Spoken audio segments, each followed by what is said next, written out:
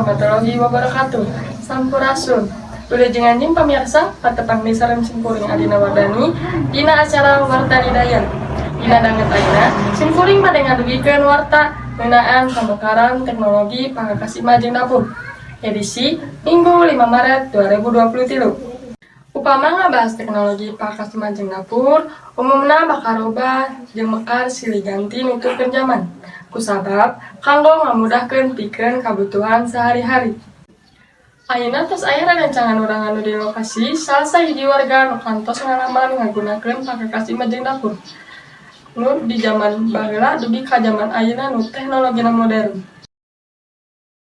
Hatur nuhun ka Adinda Wardani anu di studio. Simkuring Tatiana tos aya di daerah Rancakaso. Di dieu simkuring bade ngawawancara warga ngeunaan Pangkakas Imah jeung Dapur di zaman baheula dugi ka zaman ayeuna anu teknologina modern. Nepi ka ayeuna pamekaran inovasi dina Pangkakas Imah jeung Dapur oge parantos ningkat secara gancang ngaliwatan rupa-rupa gagasan jeung inovasi.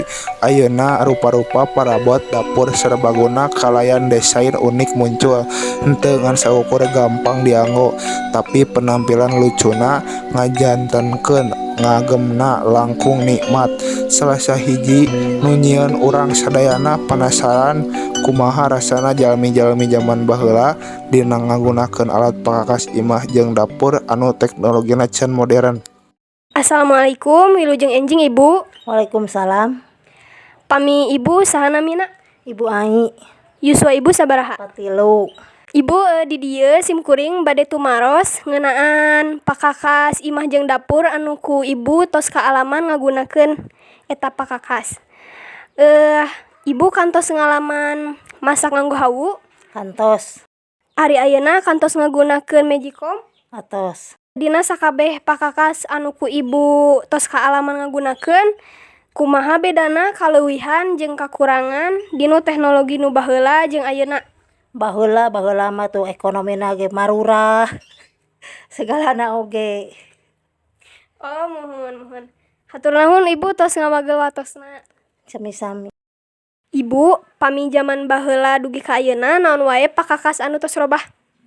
Upami ayeuna mah nu tos robih teh tina hawu janten kompor, tina langseng janten Magicom, tina ulekan coet janten blender, sareng deui tina cempor janten listrik penginten. Hatur nuhun Ibu.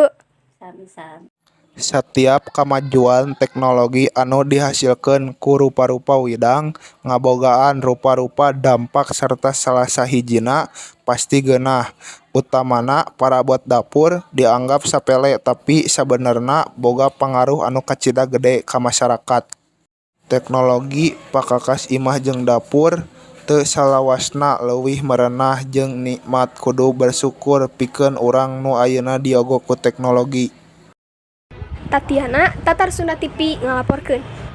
Pamirsa, sakitu wae informasi anu didugikeun simkuring Adina Wardani ngawakilan Warta Didaya Tatar Sunda TV. Sejamit mundur, pamit bungkur, sakitu anu kapihatut, sampunten anu kasuhun, ampura anu ditedak. Wabillahi taufiq wal hidayah. Wassalamualaikum warahmatullahi wabarakatuh.